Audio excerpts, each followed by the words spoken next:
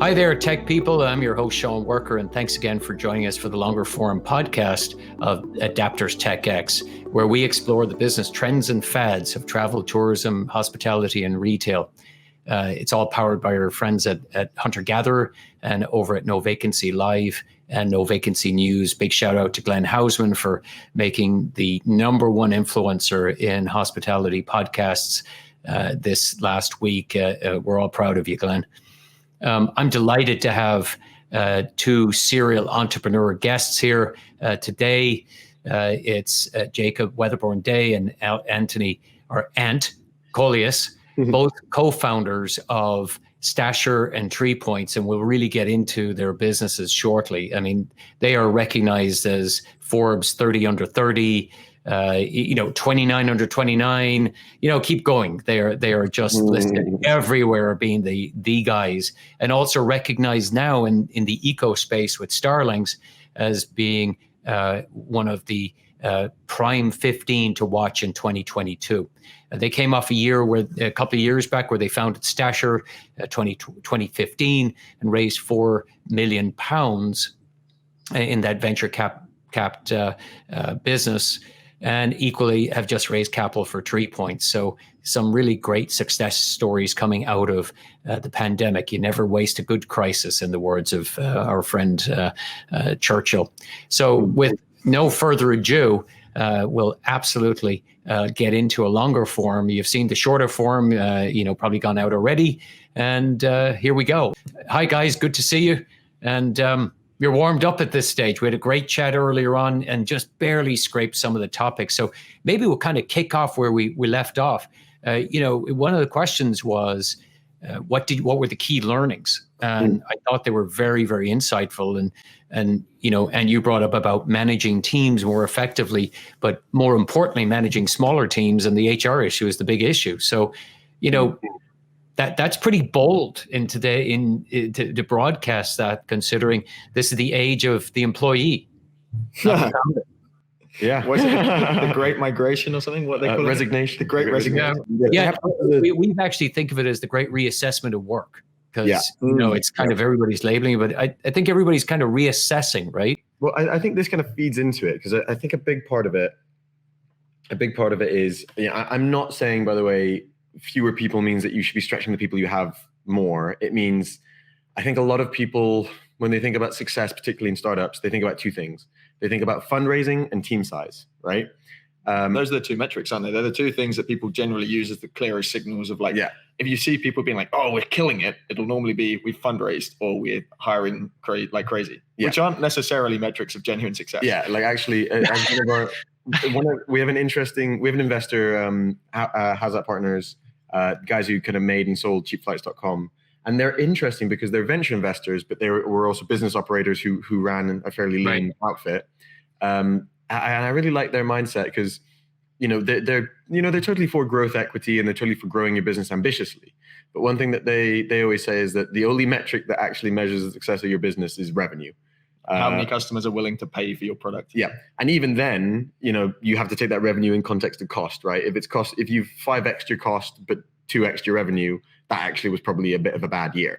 And so overall, though, on the HR thing, I think one thing that a lot of people are really bad at is considering costs around HR that aren't direct kind of money coming from your bank account. So one thing, for example, as a founder that's hard is you have to be disciplined on actually not pushing people too hard. Like some people, I feel like 10 years ago, it was very much like the hustle culture. But this actually fits with what you're saying around Great Resignation. Like it takes commitment to being like, and setting an example of like, this is the time where work, like it stops. And there's like some special circumstances, but deciding like when that is and keeping them few and far between. Because ultimately pushing people harder is something that's just going to lead to people becoming unhappy, becoming more burnt out. And then ultimately you'll see greater attrition of your staff, and people hugely underestimate the costs of being short of staff. So losing someone that you actually needed, the costs around hiring that person. I'm not just talking about paying a recruiter, but someone senior is going to have to interview them at least. So that's like, a couple hours of someone senior's time. But then the mid person and whoever is actually leading that recruitment is going to put hours and hours into making the job spec, talking to people, et cetera, et cetera. Like, people hugely underestimate these costs because they're not costs. That's literally money leaving your bank account. But wouldn't you say that at the end of the day, do you think the management style that you have today, for both of you, open-ended question, both of you, is your management style a new management style, or is it just another chapter of 10 years ago? What's different this time round managing people?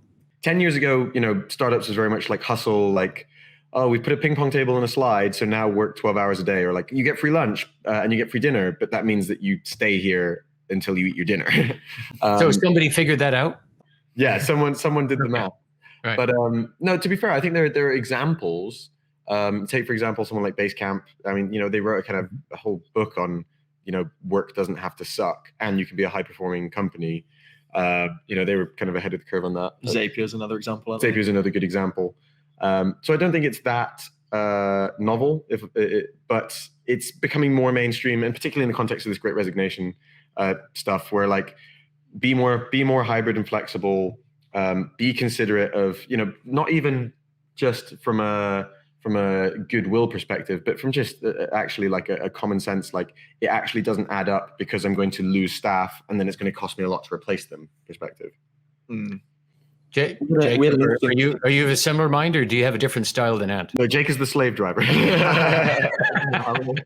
These are things we talk about and obviously have shared views on. The other costs, and I think it's very related to what I'm saying, but the other costs are like, just in terms of sort of management as well. Like, you do generally want people to be as happy as possible, partly for their own sake and partly because they're more productive, and it spares that.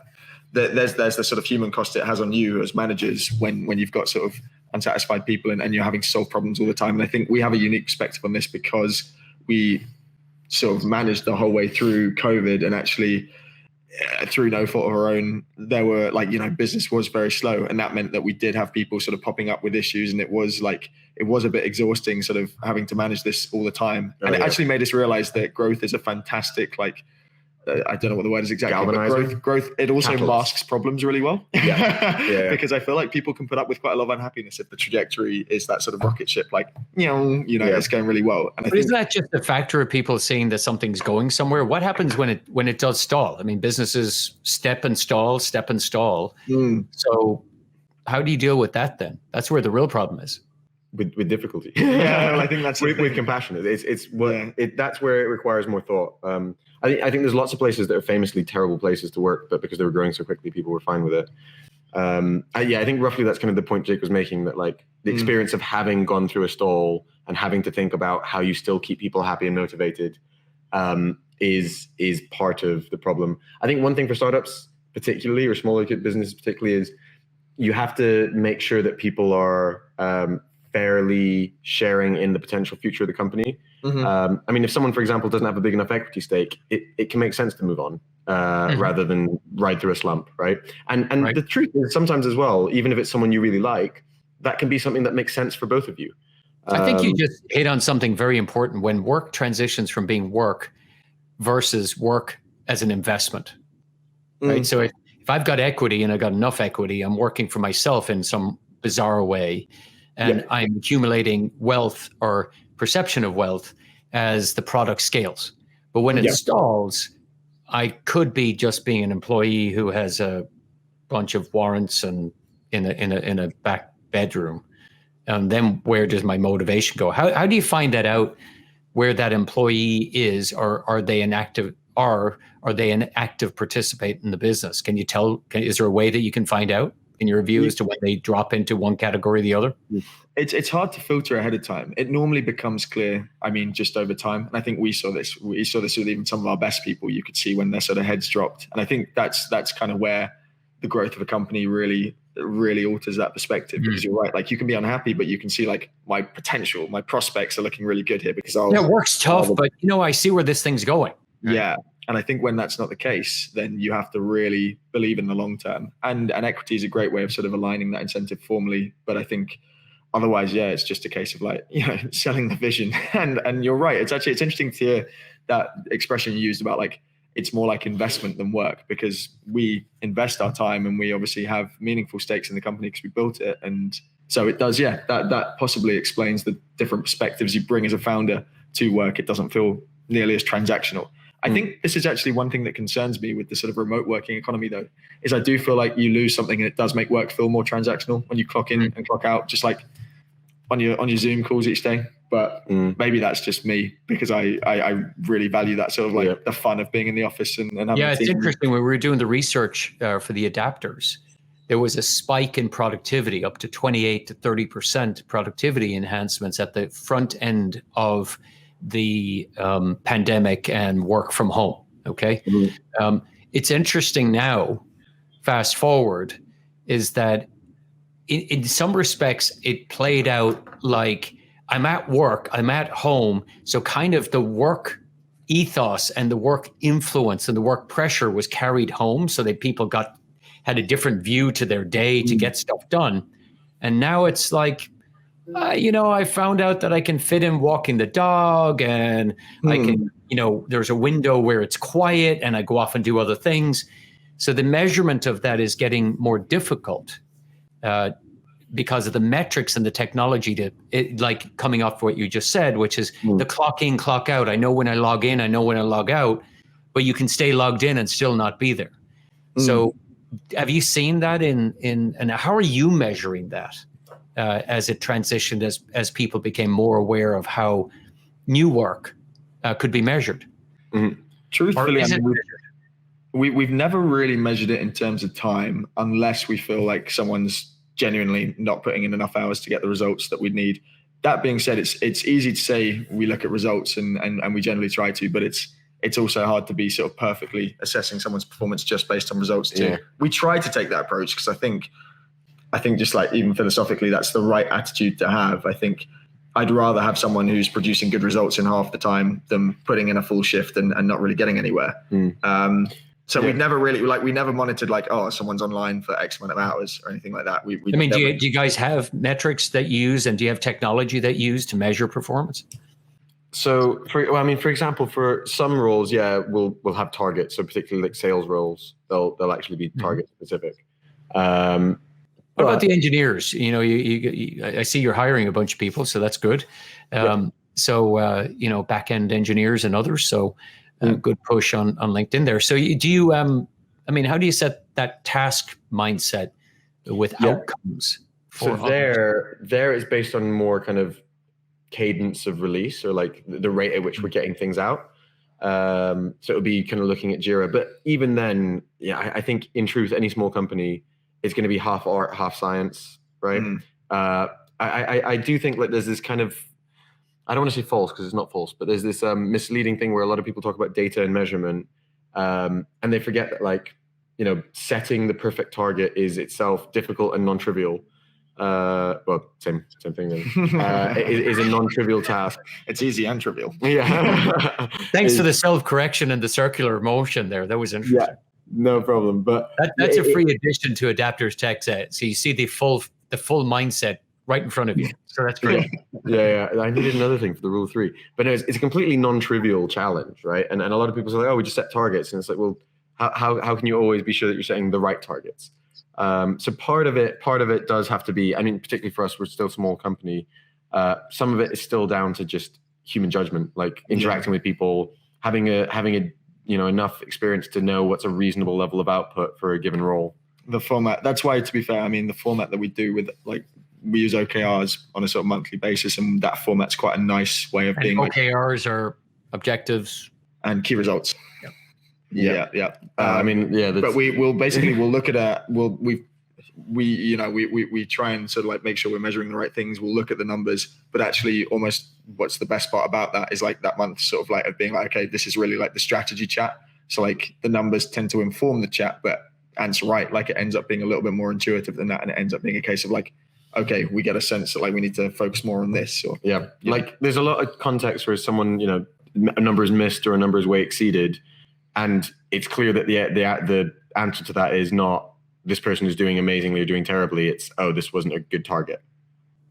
Yeah, it's interesting like that. We're doing a lot of work on what that new era, next era thinking is for leaders. And some of the stuff that we've been certainly digging into is about player coaches and the notion of small teams that have intimate connection. Think, an army platoon or SEAL Team 6 or agile developing groups. You're as good as the supervisor who knows each person and what their likes and dislikes are. These pods, if you will.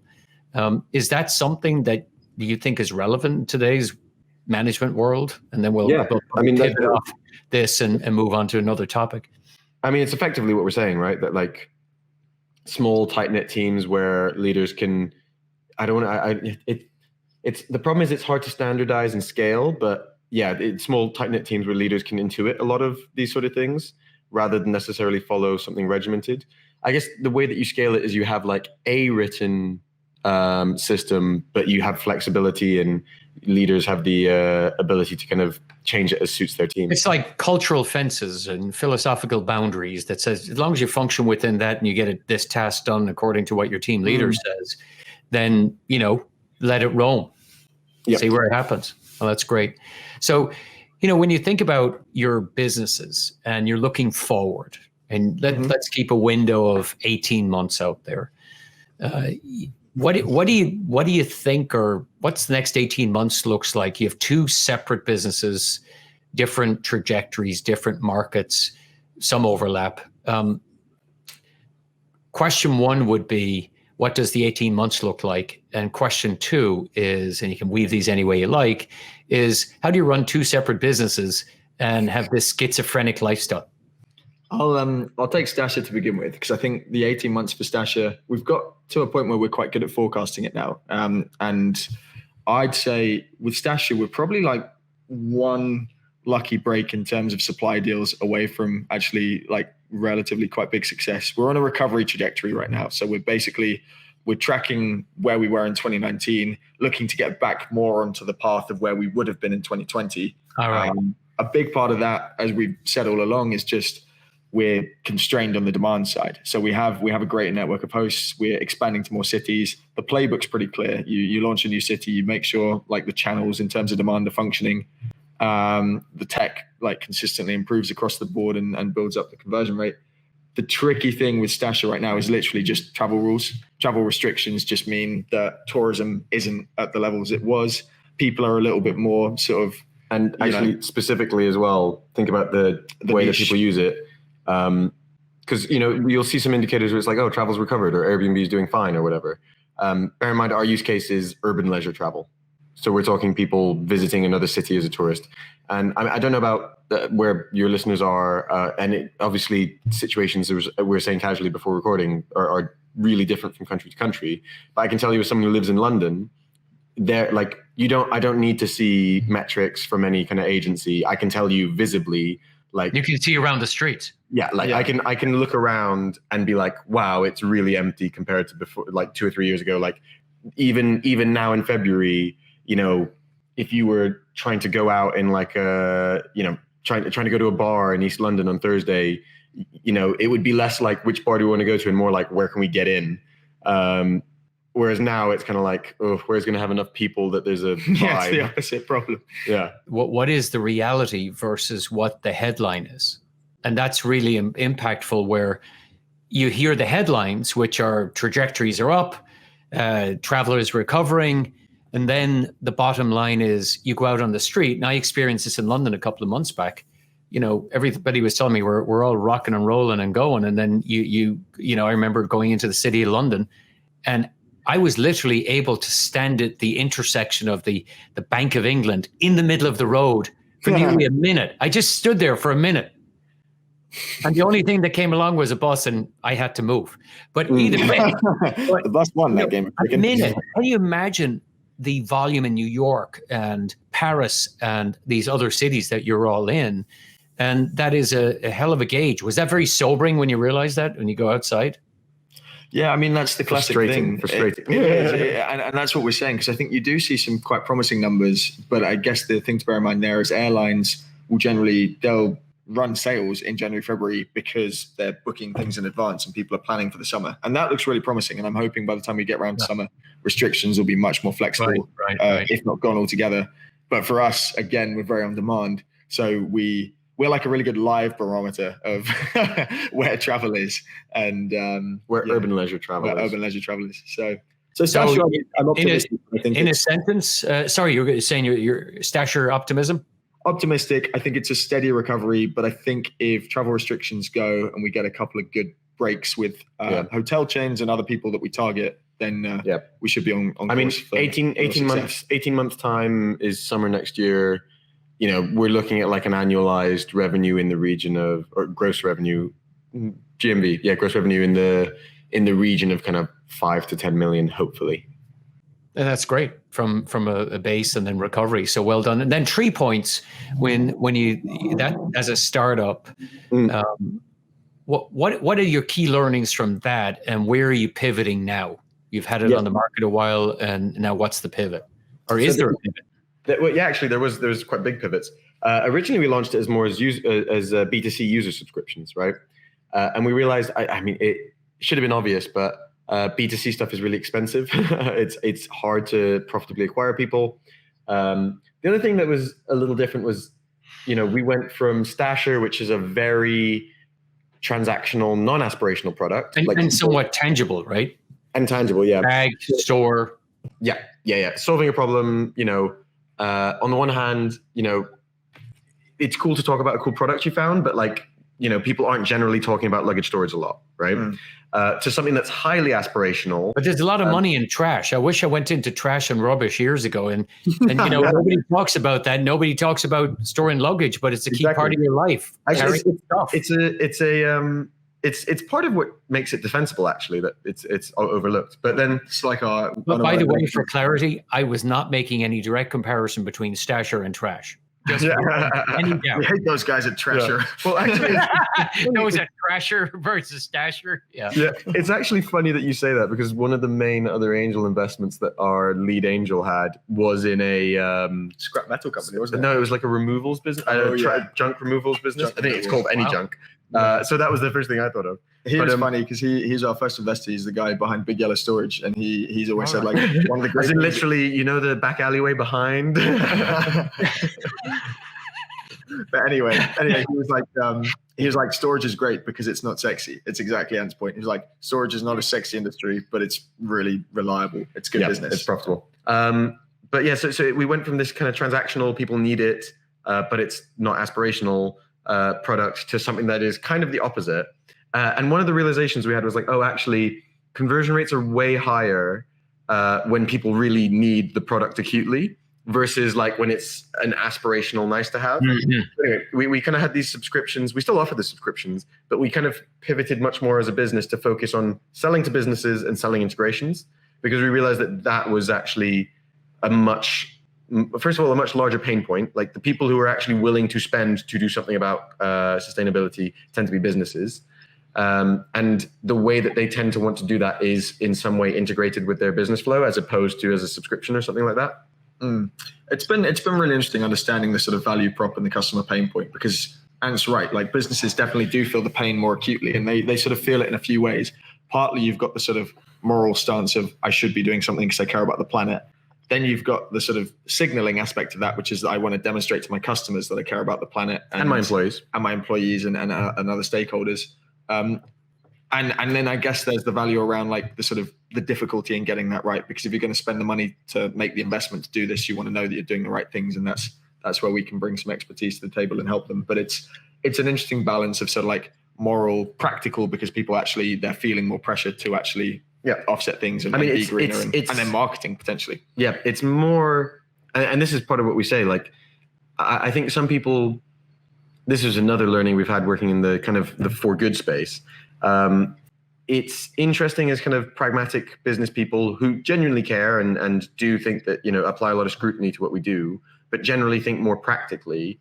The amount of kind of the moralistic posturing that you kind of do need to be prepared to engage with and have the evidence to back up what you're doing against. I mean, for example, so one thing that we'll often hear is like, if we're helping people take climate action, a lot of the first thing people say is like, does that not mean that you're just stopping people making real change or something like that, right? And I think, and often you'll hear things like, oh, but the top 10 companies in the world are producing all the emissions. And I think these are kind of misguided because it's, first of all, it's not that these companies are like, we're making so much profit and we can make even more if we emit this stuff. It's like, no, the reason they have these large carbon footprints is because they're making all of the world's stuff. So it's all you're identifying is that actually there's an exponential decay in or a power law on the size of companies, as opposed to the fact that there's 10 evil companies who are just choosing to emit everything, and it's a necessary part of making physical products that all of us are using and enjoying, and that fundamentally the problem with climate change is actually we don't want people to face extreme losses in standards of living. And it's not a feasible way to address that, to propose people just simply have large losses in their standards of living. That's not solving the problem. That's just rephrasing the problem, right? So essentially, if we all stopped wanting what we want every day and just stopped consuming, we would be fine, except most economies would crash. Yeah, exactly. Like, okay, you couldn't buy any food at the supermarket. Other than that side effect, to be fine, right? Yeah, exactly. But from that one small little... The thing that we always say is it's the suggestion that we should all live in mud huts to avoid climate change forcing us to all live in mud huts. Now, if I might, certainly, considering that you're bringing up some pretty frank and raw commentary on the space, I wonder, I loved your coverage there of Adam Salisbury, where the output is equal to the multiplication of the quality of all inputs. So, when you think of being that raw, that says here's all the quantity of the quantity of the inputs to the quality of the outputs, you're saying some really strong stuff that says, mud huts isn't going to do it. We are natural consumers. I remember a modern art piece where the reflection was, who's the biggest threat to the planet? And there was a mirror of us as the single species of disaster. So, is this a business? Is it a passion? Is it some form of, you're gathering a tribe around tree points? You've started it. Now it's a business. You're getting money invested in it. Where's it going now, do you think? What's the philosophy? It's a social enterprise legally. I think that the fundamental thing that we always say is that it's about giving people convenient ways to do stuff, to do more. And I'd also like to address, like, a lot of people will be like, oh, but I mentioned earlier, is giving people the ability to do more, not allowing them to reduce. As someone who's actually working in the space, right, it generally tends to be that the companies who are looking at actively, say, for example, planting trees, reducing their carbon, that's part of a wider strategy. And the alternative to not doing this is not doing anything additional. Do you have a case study or an example, Ant, that you'd like to share? I mean, we could give you it's like off the top of our heads, there's loads of companies that come to us and they're basically saying, we want to, some of them come to us with full plans already. They've got actually a good example is Big Yellow. Yeah. The Big Yellow guys, for example, have like a whole solar farm. They're getting solar panels on all their roofs. They're looking at how they source all their energy, and they want us to do tree planting on top of that as part of something to engage their customers. And they're an example of someone who's already got the plan, and we're like a tool in that toolkit. Yeah. And it's a good example of, this was not a replacement for something. This was, they're already taking steps to make, for example, the storage boxes that they sell as sustainable as possible. Literally, if they weren't working with us, they just wouldn't have planted 50,000 trees. That's the only difference. Yeah. It's not an excuse to not do more. You get a range of clients as well, because you'll get some that are much sort of smaller and earlier in the journey, and they come to us basically looking for that advice. And policies that we always recommend are, we'll help with the estimation and the offsetting, and understanding is normally the first point of call.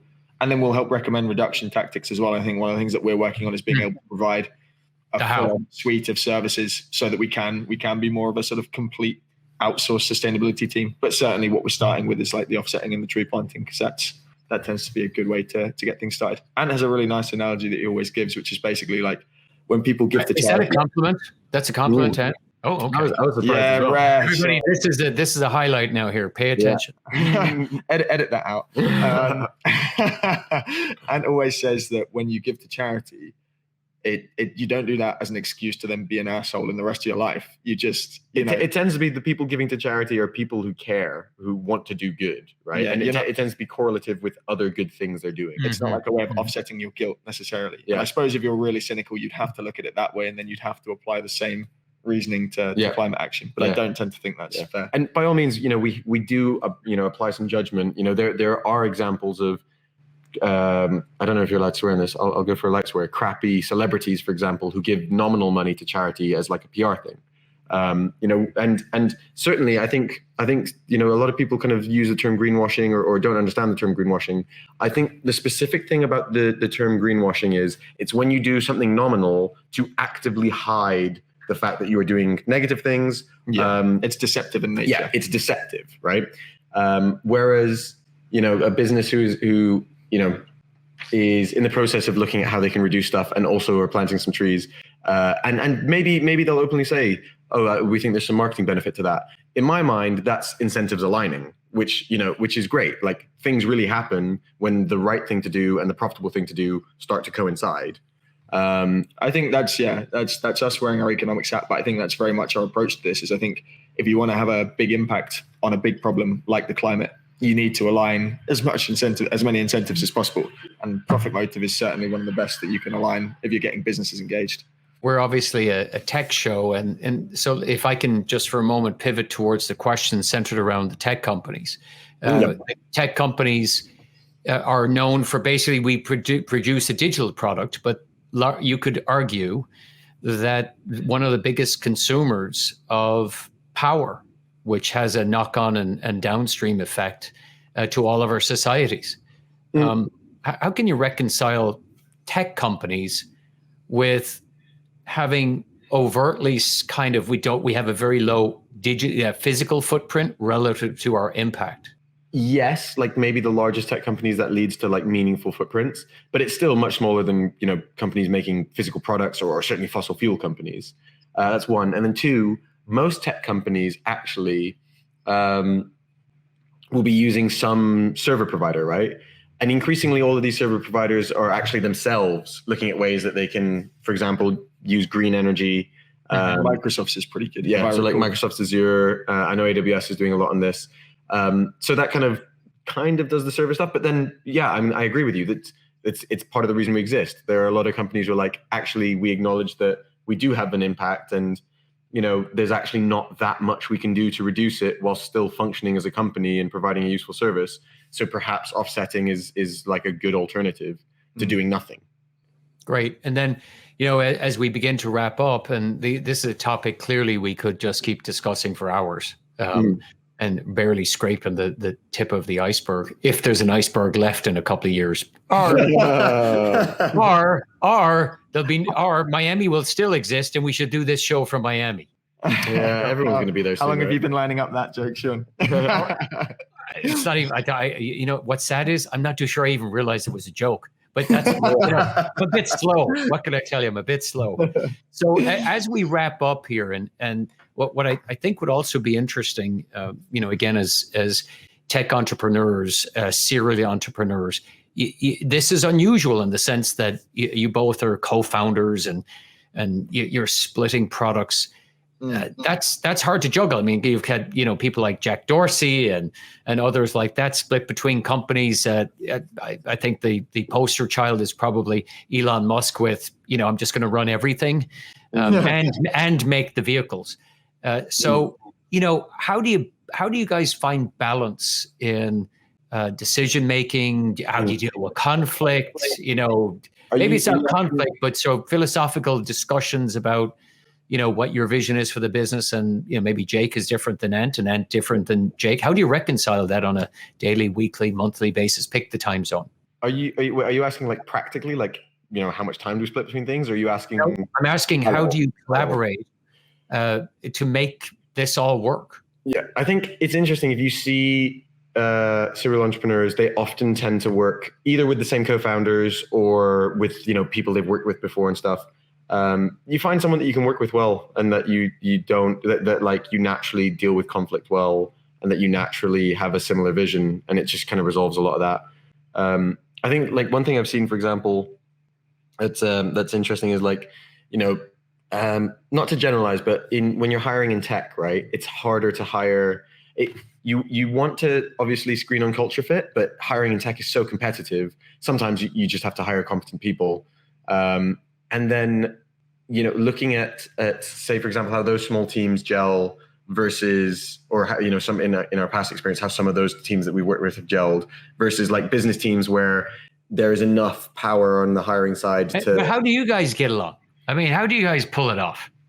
It's pretty chill. You spoke to us for an hour, I think we're lucky. We tend to be very aligned in terms. Well, I mean, I say lucky, but it's probably a product of working together over time. We're very aligned in terms of where we want to take things. Yeah. So we know survivorship bias. Is that the right word? It probably is. Yeah. Like it looks like we've manufactured it, but actually the fact that we're here is a result of the fact that we are aligned. Yeah.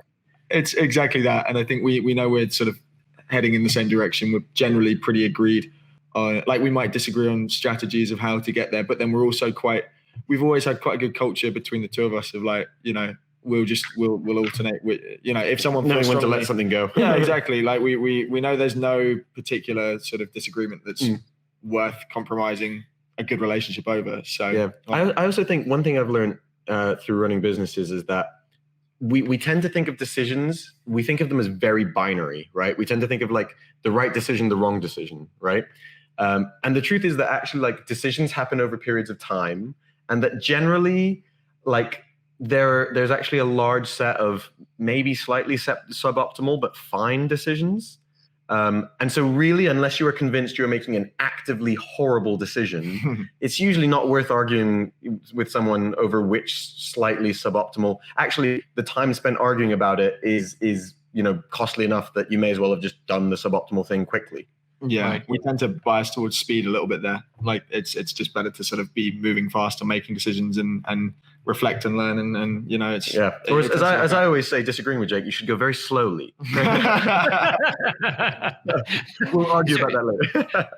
That would be an interesting management style, the glacial movement effect. Right? On that note, gentlemen, thank you so much for taking the time to share a wide and deep view of how you think about business, particularly in the tech category and travel, tourism, and hospitality. Everybody appreciates it, so you better start waving at somebody because they see. Look at that, collaborative leadership. So thanks again for taking the time to. You can hear them still talking in the background. They're going to keep talking. I can see it. Thanks again for joining the show, and thanks again for thinking about what it means to be an adapter in technology. And you kind of have you've heard some of the takeaways, but that survivor bias from leaders and suboptimal decision making. Now that's something that deserves a couple of pints of beer and a further discussion. But maybe that's some way for us as managers to learn that this is adaptive. This is about player coaches. This is about knowing your teams in a very competitive environment that is tech, in how you drive change in your business and bring your teams with you, culture versus fit and culture, and trying to balance that out. It's often said that take culture one way, but skills versus fit. Always take the fit. You can always find the skills if you've got the right person out there. So we've heard a lot from Jake, and Anthony as well today. So have a listen, have some takeaways, and we appreciate this, all of the work that's been put in by Hunter Gatherer to power us up, and the team over at No Vacancy for saying nice things about us. So until the next time, thanks.